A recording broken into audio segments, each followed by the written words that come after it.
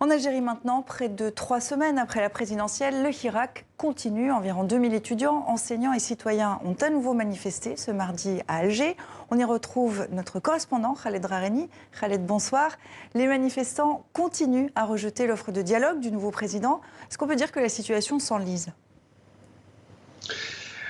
Non, on ne peut pas dire qu'elle s'enlise, on peut dire que les Algériens restent mobilisés, restent déterminés à poursuivre leur mouvement de protestation, quel que soit le résultat d'une présidentielle qu'ils ont rejetée depuis des mois. Pour les Algériens, cette présidentielle est illégitime et donc de facto, le résultat de cette élection, donc la victoire de Abdelmadjid Tebboune, l'est aussi. C'est pour ça qu'ils continuent à sortir, d'abord pour réclamer le départ de toutes les figures du système et de ce système, mais aussi pour dire qu'on ne peut pas accepter de dialoguer avec un système illégitime, avec un système qui ne nous représente pas. Et la force de la manifestation d'aujourd'hui, des étudiants et des autres citoyens, était bien présente pour montrer que même si c'était le 31 décembre, jour de vacances, eh bien, on était là, plusieurs milliers, à dire non à Abdelmadjid Tebboune.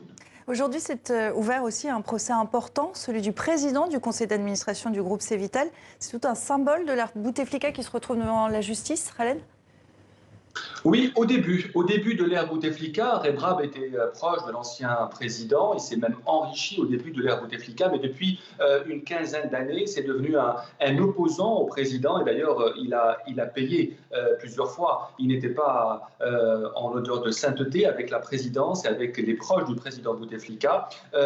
Aujourd'hui, le procureur a requis 1 an de prison contre lui. On s'attendait à un verdict aujourd'hui, mais vraisemblablement, le verdict n'est toujours pas tombé. On parle d'un verdict ce soir, dans la nuit, ou peut-être après-demain, donc le 2 janvier. Ce qui est sûr, c'est que l'emprisonnement de Rebrab n'est pas comme celui des autres pontes du système qui sont connus pour être proches du président et pour avoir évidemment pu abuser de leur autorité et de leur position depuis plusieurs années. Issa Rebrab est beaucoup plus proche des gens et surtout en Kabylie où il est extrêmement populaire. Il faut rappeler que c'est la première fortune d'Algérie.